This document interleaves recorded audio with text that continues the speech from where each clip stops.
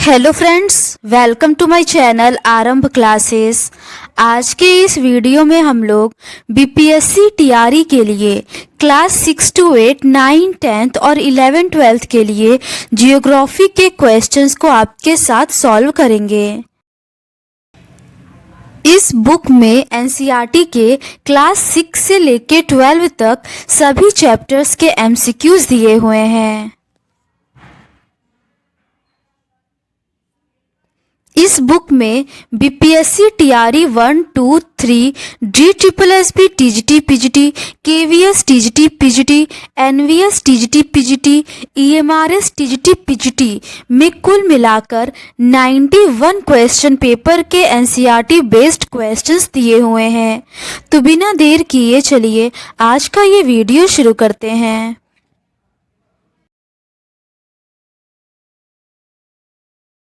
आज के इस वीडियो में हम लोग भौगोलिक चिंतन का इतिहास के रिमेनिंग क्वेश्चंस का डिस्कशन आपके साथ करेंगे। इसके ऊपर के क्वेश्चंस का डिस्कशन हम लोगों ने इस सीरीज के प्रीवियस पार्ट में कर लिया है। आज हम लोग उसके आगे के क्वेश्चंस का डिस्कशन आपके साथ करेंगे। क्वेश्चन नंबर 61 है, 19वीं सदी के प्रारंभ में डैश भौगोलिक विचार का लोकप्रिय संप्रदाय है। इसका सही आंसर है ऑप्शन ए पर्यावरणीय नियतिवाद। पर्यावरणीय नियतिवाद मूलतः 19वीं सदी के प्रारंभ में विकसित एक जर्मन भौगोलिक विचारधारा है जो मानव प्रकृति अंतर्क्रिया की व्याख्या प्रकृति को सर्वशक्तिमान और समस्त मानवीय क्रियाओं की नियंत्रक मानकर करती है। इस विचारधारा के अनुसार मनुष्य प्रकृति की विशिष्ट देन है और समस्त मानवीय क्रियाएं प्राकृतिक पर्यावरण से नियंत्रित होती हैं।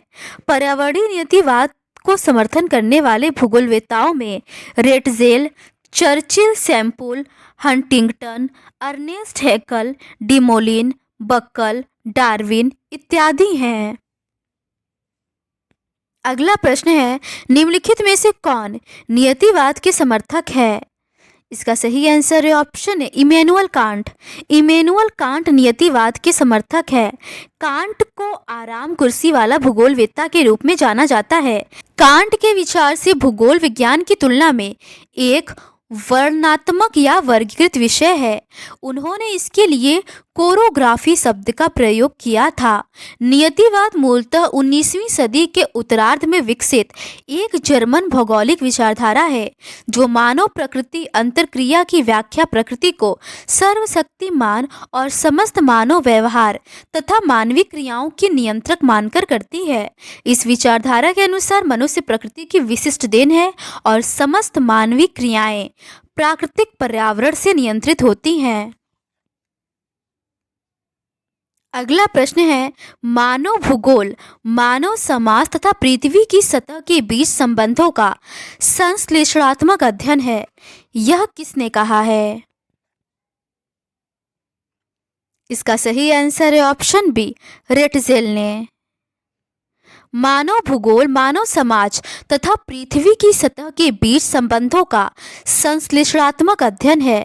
यह कथन रेटजेल का है। रेटजेल प्रथम भूगोलवेत्ता थे जिन्होंने भौगोलिक अध्ययन में मानव को स्थायी और महत्वपूर्ण स्थान प्रदान करने का अग्रणी कार्य किया। उन्होंने मानव भूगोल को एक पृथक विज्ञान के रूप में स्थापित किया। इसीलिए रेटजेल को मानव भूगोल का जनक के रूप में जाना जाता है। रेटजेल की प्रमुख रचनाएं हैं मानव भूगोल, चीनी उत्प्रवास, मानव जाति का इतिहास, संयुक्त राज्य अमेरिका का राजनीतिक भूगोल और पृथ्वी और जीवन एक तुलनात्मक अध्ययन। अगला प्रश्न है, कार्ल रिटर से निम्नलिखित में से कौन सी अवधारणाएं जुड़ी हैं? इसका सही आंसर है ऑप्शन डी नियतिवाद। कार्ल रिटर नियतिवाद या पर्यावरण नियतिवाद के समर्थक थे। उनका मानना था कि भौगोलिक विविधता से ऐतिहासिक विविधता उत्पन्न होती है। किसी प्रदेश के मानव जीवन, ऐतिहासिक घटनाओं, राजनीति आदि पर वहाँ के पर्यावरण का प्रभाव अवश्य पाया जाता है। विडाल डी ला ब्लाश संभववाद अवधारणा के प्रमुख प्रतिपादक थे। संभववाद की अवधारणा भौतिक वातावरण द्वारा मानव कार्यों के लिए प्रदत्त असीम अवसरों और संभावनाओं का अध्ययन है। फ्रांसीसी विद्वान लूसियन फेब्रे ने संभववाद शब्द का सर्वप्रथम प्रयोग किया था। प्रसंभाव्यवाद संकल्पना का विकास स्पेट ने किया था। उन्होंने मत व्यक्त किया है कि यद्यपि भौतिक पर्यावरण मानव क्रियाओं को पूरी तरह निर्धारित नहीं करता है, यह कुछ अनुक्रियाओं को अन्य की तुलना में अधिक प्रसंभाव्य बनाता है। मानव क्रिया पसंद अथवा पसंदहीनता अथवा अनिवार्यता के रूप में नहीं, बल्कि एक संतुलन प्रसंभाव्यता द्वारा प्रकट होता है। अगला प्रश्न है, मॉडर्न जियोग्राफिकल थॉट पुस्तक के लेखक कौन है? इसका सही आंसर है ऑप्शन डी, रिचर्ड पीट। मॉडर्न जियोग्राफिकल थॉट पुस्तक के लेखक रिचर्ड पीट है। डेविड हॉर्वे की प्रमुख पुस्तकों में explanation in geography, social justice and the city, the condition of post modernity आदि है। Man's adaptation of nature P W. Bryan की पुस्तक है। अगला प्रश्न है, निम्न में से किसने अनुक्रमिक विस्तारण परिवहन नेटवर्क मॉडल का विकास किया? इसका सही आंसर है ऑप्शन डी, टफे, मोरिल और गोल्ड। टॉफे, मोरिल और गोल्ड ने अनुक्रमिक विस्तारण परिवहन नेटवर्क मॉडल का विकास किया। उन्होंने 1963 में विकासशील देशों में परिवहन के विकास का तुलनात्मक विश्लेषण किया और ये सब दिखाने में सक्षम हुए कि कुछ व्यापक नियमितताओं ने परिवहन विकास के एक आदर्श विशिष्ट अनुक्रम के वर्णनात्मक सामान्यीकरण की अनुमति दी। अगला प्रश्न है, वान थुनेन के मॉडल के अनुसार निम्न में से जमीन के उपयोग का कौन सा क्रम सही है? इसका सही आंसर है ऑप्शन ए, बाजार, उद्यान कर्म और ताजा दूध, जलाऊ लकड़ी और इमारती लकड़ी, तीव्र फसल खेती। वॉन थ्यूनन मॉडल के अनुसार विलग प्रदेश के केंद्रीय नगर के चारों ओर कृषि भूमि उपयोग की विभिन्न सकेंद्रीय पेटियां पाई जाती हैं, जिसका क्रम बाजार, उद्यान क्रम और ताजा दूध, जलाऊ लकड़ी और इमारती लकड़ी तथा तीव्र फसल खेती है। इस सकेंद्रीय पेटी को 6 पेटी में क्रमशः नगर से बाहर की ओर निम्नवत प्रदर्शित करते हैं। प्रथम पेटी नगर के संलग्न और सबसे निकट स्थित होती है। इसमें फल, साग, सब्जी और दूध का उत्पादन किया जाएगा, क्योंकि ये शीघ्र नष्ट होने वाले पदार्थ हैं जिनका परिवहन अधिक दूरी तक नहीं हो पाता है। दूसरी पेटी में ईंधन की लकड़ी का उत्पादन किया जाता है। तीसरी पेटी में गहन कृषि किया जाता है तथा कोई भी भूमि परती नहीं छोड़ा जाता है। चौथी पेटी में भी अन्न की खेती की जाती है, लेकिन इसमें भूमि को परती भी छोड़ा जाता है और कुछ भूमि पर चारागाह भी पाए जाते हैं। पांचवी पेटी में परती और चारागाह की अधिकता पाई जाती है और अनाज की खेती भी की जाती है। इस पेटी में त्रिक्षेत्र व्यवस्था पाई जाती है। छठी पेटी कृषि उत्पादन की सबसे बाहरी पेटी होती है, जिस पर पशुपालन किया जाता है। अगला प्रश्न है, पैटर्न और स्थानिक पारस्परिक प्रभाव की प्रक्रिया का वर्णन करते हेतु भूगोलवेत्ता इससे अत्यंत चिंतित है। इसका सही आंसर है ऑप्शन ए, सुगम्यता और संयोजकता। पैटर्न और स्थानिक पारस्परिक प्रभाव की प्रक्रिया का वर्णन करने हेतु सुगम्यता और संयोजकता के कारण भूगोलवेत्ता इससे अत्यधिक चिंतित है। स्थानिक अंतःक्रिया के दो मौलिक दशाओं संपर्क और संचार का होना अनिवार्य है, जिसके अभाव में स्थानिक अंतःक्रिया नहीं हो सकती। दो स्थानों या क्षेत्रों के मध्य संपर्क होना अंतःक्रिया का प्रारंभिक बिंदु होता है। पारस्परिक संपर्क जितना ही अधिक होगा, दो क्षेत्रों के मध्य अंतःक्रिया भी उतनी ही अधिक होती है। अगला प्रश्न है, इनमें से किसने टाइम स्पेस भूगोल की परिकल्पना को सामने रखा? इसका सही आंसर है ऑप्शन ए, हगर स्ट्रैंड। टाइम स्पेस भूगोल सिद्धांत का प्रतिपादन हेगर स्ट्रैंड ने किया था। यह सिद्धांत स्थानिक और समय आधारित प्रक्रियाओं तथा घटनाओं की व्याख्या करता है, जैसे एक दूसरे से बातचीत करना और पर्यावरण को जानना, जो लोगों के जीवन को प्रभावित करता है। लोग समय व स्थान के माध्यम से कैसे जीते हैं, इस पर जोर देने के कारण इसे कभी कभी समय स्थान भूगोल भी कहते हैं। अगला प्रश्न है, इनमें से किसने भूगर्भ शास्त्र को काल क्रमानुसारी विज्ञान कहा है? इसका सही आंसर है ऑप्शन सी, हेटनर ने। जर्मन भूगोलवेत्ता हेटनर को क्षेत्र वर्णनी विज्ञान का प्रतिपादक और प्रबल समर्थक माना जाता है। भूगोल के विषय क्षेत्र और अन्य क्रमबद्ध विज्ञानों के मध्य भूगोल की स्थिति की विवेचना करते हुए हेटनर ने बताया था कि भूगोल में क्षेत्रीय भिन्नताओं का अध्ययन किया जाता है। उन्होंने भूगोल को पृथ्वी के तल का विज्ञान बताते हुए इसे क्षेत्र वर्णनी विज्ञान माना है। इसके अलावा रिचथोफेन की मौलिक विचारधारा भूगोल में क्षेत्रीय भिन्नता से संबंधित थी। उन्होंने भूगोल को क्षेत्र वर्णनी विज्ञान बताया है। उनके अनुसार भूगोल में भूतल के क्षेत्रीय भिन्नताओं का अध्ययन होता है। अगला प्रश्न है, इतिहास की भौगोलिक धुरी की अवधारणा किसके द्वारा प्रस्तुत की गई थी? इसका सही आंसर है ऑप्शन ए, मैकिंडर। इतिहास की भौगोलिक धुरी की अवधारणा वर्ष 1904 में हाफोर्ड जॉन मैकिंडर द्वारा प्रस्तुत की गई थी। इस लेख में उन्होंने मर्केटर प्रक्षेप पर निर्मित एक विश्व मानचित्र के द्वारा धुरी क्षेत्र को चित्रित किया।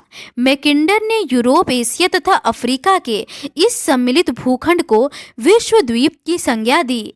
मैकिंडर ने 1919 में डेमोक्रेटिक इंडील्स एंड रियलिटी नामक पुस्तक प्रकाशित किया, जिसमें 1904 के लेख इतिहास की भौगोलिक धुरी को संशोधित किया गया। इस पुस्तक में धुरी के स्थान पर हृदय स्थल का प्रयोग किया गया। इस नवीन हृदय स्थल के अंतर्गत बाल्टिक सागर, निचली एवं मध्य डेन्यूब घाटी, काला सागर, एशिया माइनर, आर्मीनिया आदि क्षेत्रों को भी सम्मिलित कर लिया गया। 1943 में अपने लेख the round world and the winning of the peace में पुनः हृदय स्थल को संशोधित किया। इसमें मैकिंडर ने मध्यवर्ती द्रोणी को भी सम्मिलित किया। अगला प्रश्न है, किसने भूगोल को मात्रात्मक क्रांति अवधि के दौरान पूर्वानुमान पैटर्न की खोज के रूप में परिभाषित किया? इसका सही आंसर है ऑप्शन डी, बुंजे। बुंगे ने भूगोल को मात्रात्मक क्रांति अवधि के दौरान पूर्वानुमान पैटर्न की खोज के रूप में परिभाषित किया। भूगोल में मात्रात्मक क्रांति का सर्वप्रथम आरंभ संयुक्त राज्य अमेरिका में 1950 के दशक में मैकार्टी, बेरी और गैरिसन के नेतृत्व में हुआ था। 1960 के दशक के आरंभ में मात्रात्मक क्रांति चरमोत्कर्ष पर थी। 1950 और 1960 के दशकों में पाश्चात्य जगत के अधिकांश शोधकर्ता अपने भौगोलिक अध्ययन में वैज्ञानिक विश्लेषण पद्धति और मात्रात्मक विधियों का बहुतायत से प्रयोग करने लगे थे। भौगोलिक चिंतन फलक में हुए इस तीव्र परिवर्तन की मात्रात्मक क्रांति के नाम से जाना जाता है। अगला प्रश्न है, इनमें से किस भूगर्भ शास्त्रज्ञ ने सार्वजनिक वित्त की कौन क्या पाता, वहां और किस मूल्य पर की व्याख्या की है? इसका सही आंसर है option D, R J Bennett. R.J. Bennett ने सार्वजनिक वित्त को कौन क्या पाता, कहा और किस दाम की व्याख्या की है। एंडी चोर्ले फ्रांस के अग्रणी भूगोलवेत्ता थे। वे पेरिस स्थित भौगोलिक संस्था के 1944 से लेकर 1956 तक 12 वर्षों तक निदेशक रहे। अगला प्रश्न है, वेबर के औद्योगिक अवस्थिति मॉडल के अनुसार न्यूनतम परिवहन लागत का बिंदु ज्ञात करने के लिए निम्नलिखित में से किस कारक का आकलन किया जाना चाहिए। पहला है अवस्थिति की दूरी, दूसरा है परिवहन किए जाने वाला भार। इसका सही आंसर है ऑप्शन सी, पहला और दूसरा दोनों। वेबर के औद्योगिक अवस्थिति मॉडल के अनुसार न्यूनतम परिवहन लागत का बिंदु ज्ञात करने के लिए अवस्थिति की दूरी तथा परिवहन किए जाने वाले भार का आकलन किया जाना चाहिए। जिस प्रदेश में उद्योग की स्थापना करनी है वहाँ एक एकाकी प्रदेश है और वहाँ पर जलवायु, धरातल, प्राकृतिक संसाधन, तकनीकी दक्षता तथा जनसंख्या की जाति व संस्कृति एक समान है। इसके अतिरिक्त यह प्रदेश एक ही प्रशासन के अधीन है। परिवहन का व्यय केवल भार तथा दूरी के अनुपात में ही बढ़ता है, अर्थात भार दूरी बढ़ने से परिवहन का व्यय बढ़ता है। कुछ प्राकृतिक संसाधन जैसे वायु, जल, रेत आदि सर्वत्र सुलभ पदार्थ हैं, जबकि कुछ अन्य पदार्थ जैसे कोयला, लौह अयस्क आदि निश्चित स्थानों पर ही पाए जाते हैं। उद्योगों के स्थानीयकरण के संदर्भ में प्रतिपादित सिद्धांतों में अल्फ्रेड वेबर प्रथम व्यक्ति थे जिन्होंने उद्योगों की अवस्थिति का सिद्धांत प्रतिपादित किया, जिसका प्रकाशन 1909 में जर्मन भाषा में लिखित पुस्तक अबर डेन स्टैंडर्ड डर इंडस्ट्रियन में प्रकाशित हुआ। इसके अंग्रेजी अनुवाद का प्रकाशन 1929 में theory of location of industries शीर्षक से हुआ।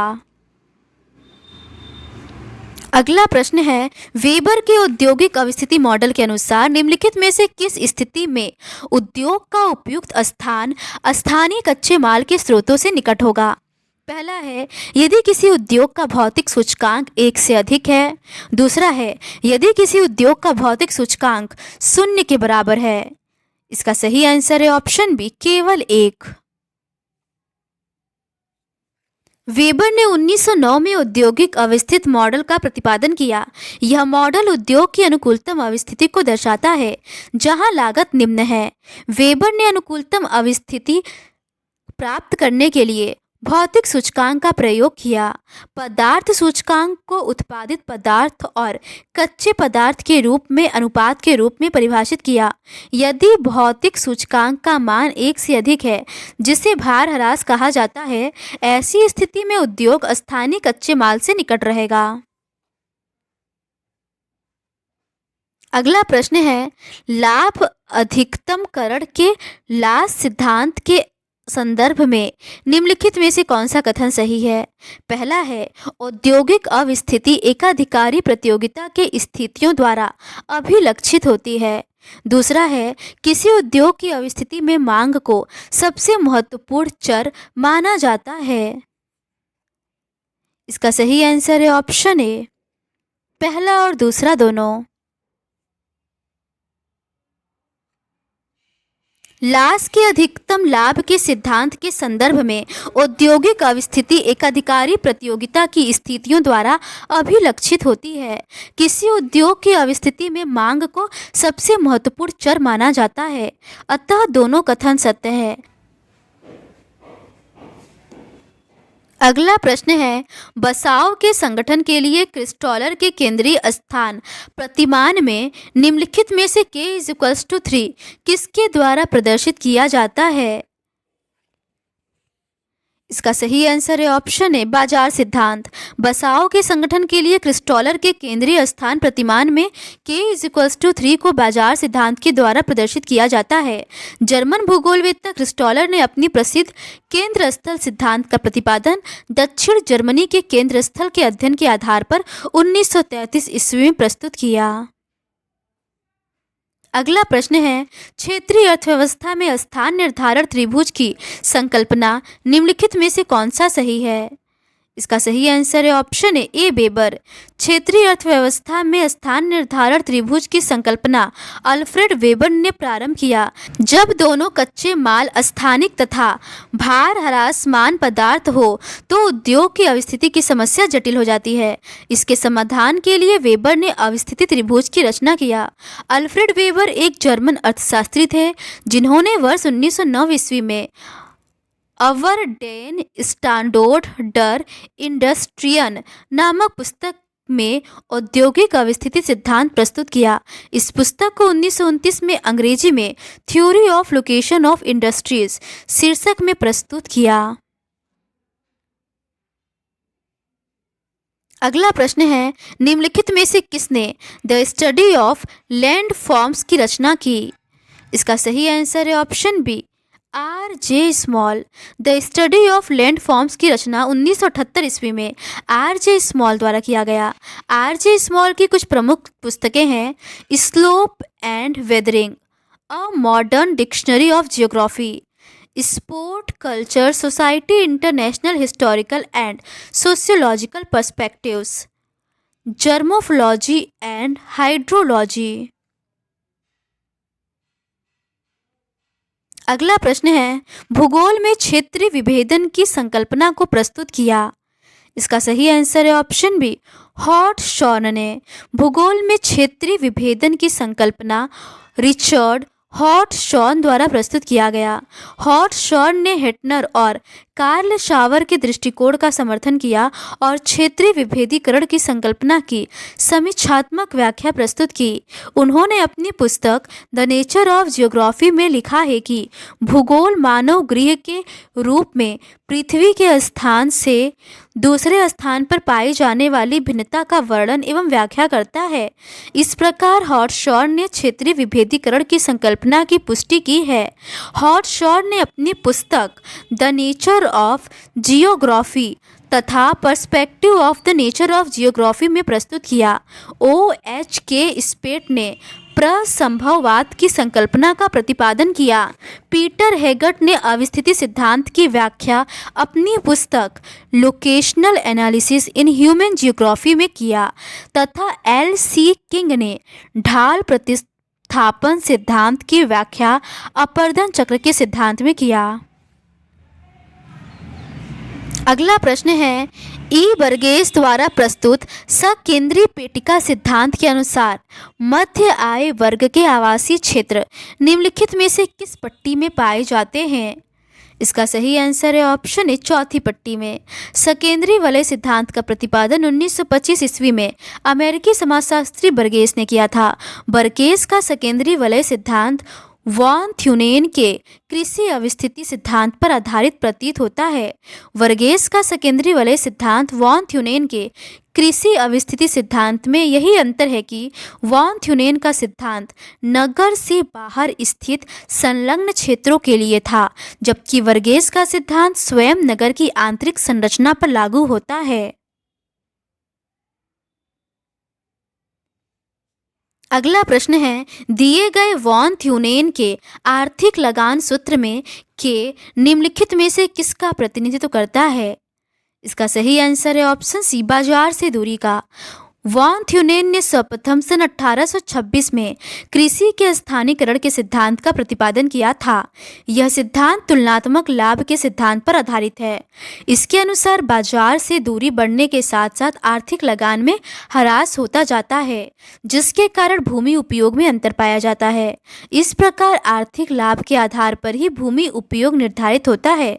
आर्थिक लाभ प्रति एकड़ उत्पादन की दर और उसको बाजार तक भेजने में लगने वाली परिवहन लागत से संबंधित है।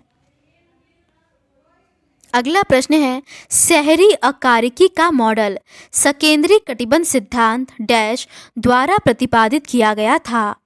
इसका सही आंसर है ऑप्शन डी E.W. वर्गेस। सकेंद्री वलय सिद्धांत का प्रतिपादन अमेरिकी समाजशास्त्री वर्गेस ने सन 1925 में किया, जो शिकागो नगर के अध्ययन पर आधारित था। इस सिद्धांत के अनुसार कार्यात्मक पेटियां नगर के केंद्र के सभी ओर सकेंद्री वलय के रूप में विकसित होती हैं। नगर के विकास के साथ साथ ये कार्यात्मक पेटियां भी बाहर की ओर खिसकती हैं। अगला प्रश्न है, मानव भूगोल को संस्थापक के रूप में सार्वभौमिक रूप में किसे स्वीकृत किया गया है? इसका सही आंसर है ऑप्शन डी, फ्रेडरिक रेडजेल। मानव भूगोल को संस्थापक के रूप में सार्वभौमिक रूप से फ्रेडरिक रेडजेल को स्वीकार किया गया है। विशेष रूप से मानव भूगोल के विकास में रेडजेल का योगदान अविस्मरणीय है। वे प्रथम भूगोलवेत्ता थे जिन्होंने मानवीय पक्षों के भौगोलिक अध्ययन के लिए एक पृथक विषय के रूप में मानव भूगोल की स्थापना की और उसके विषय क्षेत्र का निर्धारण किया। सर्वप्रथम उन्होंने ही मानवीय पक्ष के भौगोलिक अध्ययन के लिए एंथ्रोपोजियोग्राफी शब्द का प्रयोग किया था। अगला प्रश्न है, रुक और चल निश्चयवाद को किसने प्रस्तुत किया? इसका सही आंसर है ऑप्शन सी, जी टेलर। भूगोलवेत्ता ग्रिफिथ टेलर ने एक नई संकल्पना प्रस्तुत की जो दो विचारों पर्यावरणीय निश्चयवाद और संभववाद के बीच मध्य मार्ग को परिलक्षित करता है। इन्होंने इसे नव निश्चयवाद अथवा रुको और जाओ निश्चयवाद का नाम दिया। नव निश्चयवाद संकल्पनात्मक ढंग से एक संतुलन बनाने का प्रयास करता है जो संभावनाओं के बीच अपरिहार्य चयन द्वैतवाद को निष्फल करता है। अगला प्रश्न है, नव निश्चयवाद के संस्थापक कौन थे? इसका सही आंसर है ऑप्शन डी, जी टेलर। अगला प्रश्न है, निम्नलिखित में से किसने मानव भूगोल को इस प्रकार परिभाषित किया है? मानव भूगोल अस्थिर पृथ्वी और क्रियाशील मानव के बीच परिवर्तनशील संबंधों का अध्ययन है। इसका सही आंसर है option A, Ellen C sample.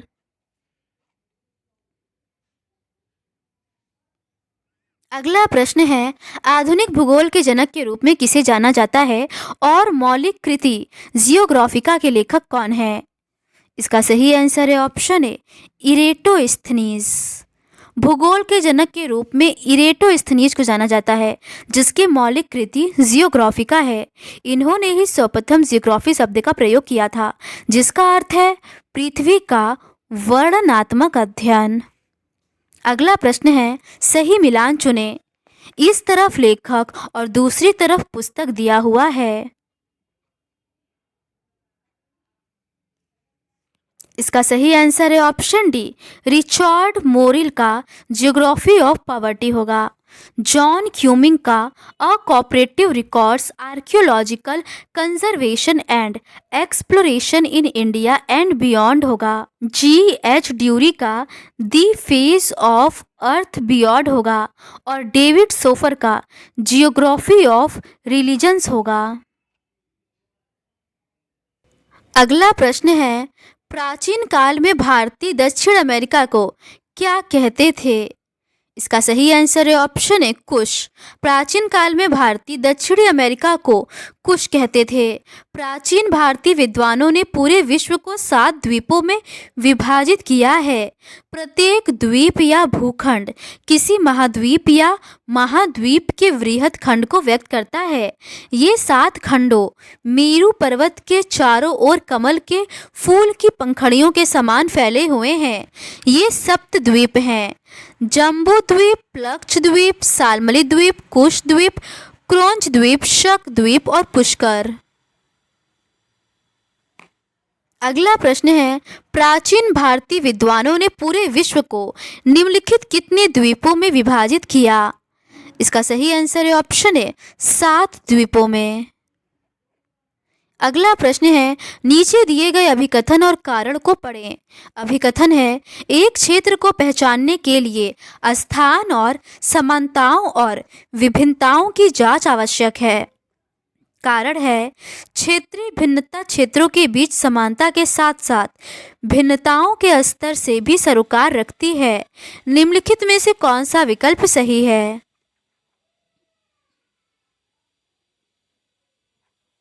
इसका सही आंसर है ऑप्शन ए और आर दोनों सत्य है और आर ए की सही व्याख्या है। एक क्षेत्र को पहचानने के लिए स्थान और समानताओं और भिन्नताओं की जांच आवश्यक है, क्योंकि क्षेत्रीय भिन्नता क्षेत्रों के बीच समानता के साथ साथ भिन्नताओं के स्तर से भी सरोकार रखती है। क्षेत्रीय भिन्नता भौगोलिक अध्ययन का एक प्रमुख उपागम है। रीस-थोफेन ने भूगोल को क्षेत्र वर्णनी विज्ञान बताया तथा स्पष्ट किया कि भूगोल पृथ्वी के क्षेत्रों का अध्ययन है और ये एक दूसरे से भिन्न होते हैं। हेटनर के अनुसार प्राचीन काल से आधुनिक काल तक भूगोल क्षेत्रों के ज्ञान का विषय रहा है जो एक दूसरे से भिन्न है। अगला प्रश्न है, सूची 1 और सूची 2 का मिलान करें और सही उत्तर का चयन करें।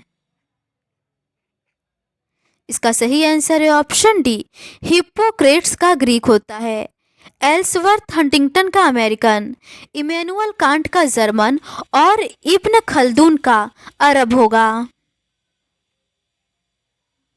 अगला प्रश्न है, क्रियाशील प्रदेश की रूपरेखा इसके आधार पर चित्रित की जाती है। इसका सही आंसर है ऑप्शन बी, पारस्परिक क्रिया क्षेत्र। प्रकार्यात्मक या क्रियाशील प्रदेश को केंद्रीकृत प्रदेश भी कहा जाता है। एक प्रकार्यात्मक प्रदेश के अंतर्गत कार्यात्मक संगठन की एक रूपता पाई जाती है और इसके संपूर्ण भू क्षेत्र में पारस्परिक कार्यात्मक निर्भरता पाई जाती है। इस प्रकार के प्रदेशों में केंद्रीयता की उपस्थिति अनिवार्य होती है और ऐसे प्रदेश का विस्तार प्रायः एक केंद्रीय स्थिति के चारों ओर पाया जाता है। इसे केंद्रीकृत या केंद्र आधारित या संगठनात्मक प्रदेश के नाम से भी जाना जाता है। अगला प्रश्न है, सूची 1 और सूची 2 की जोड़ी बताइए और दिए गए कोडों से सही उत्तर चुनिए। सूची 1 में भूगोलज्ञ और सूची 2 में देश दिया हुआ है। इसका सही आंसर है option C, Alexander von Humboldt का जर्मनी होगा, एलेन चर्चिल सैम्पुल का अमेरिका होगा, पीटर हैगेट का इंग्लैंड होगा और जीन ब्रुनश का फ्रांस होगा। अगला प्रश्न है, सूची 1 का सूची 2 से मिलान कीजिए और निम्नलिखित दिए कोटों में से सही उत्तर चुनिए। सूची 1 में पुस्तक और सूची 2 में लेखक दिया हुआ है।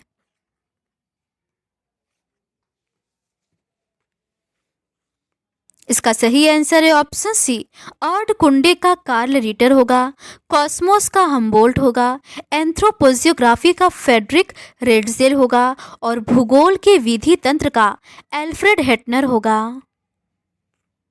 अगला प्रश्न है, किसमें आधुनिक मानव पृथ्वी पर दिखाई दिया। इसका सही आंसर है ऑप्शन ए, अभिनव या होलोसीन। अभिनव कल्प में आधुनिक मानव पृथ्वी पर दिखाई दिया।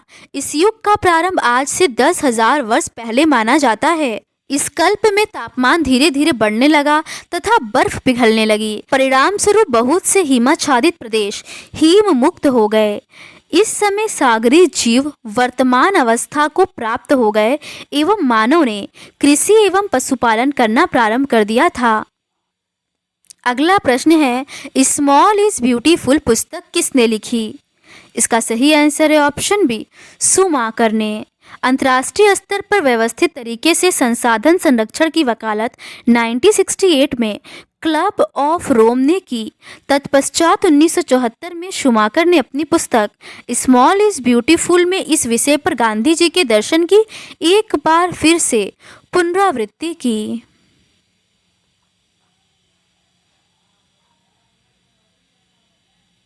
तो आज के इस वीडियो में बस इतना ही। चैप्टर 9 भूगोल में प्रयोगात्मक कार्य से संबंधित प्रश्नों का डिस्कशन हम लोग इस सीरीज़ के नेक्स्ट पार्ट में करेंगे। अगर आपको ये सीरीज़ पसंद आती है तो please do subscribe to my channel and like this video. Thank you.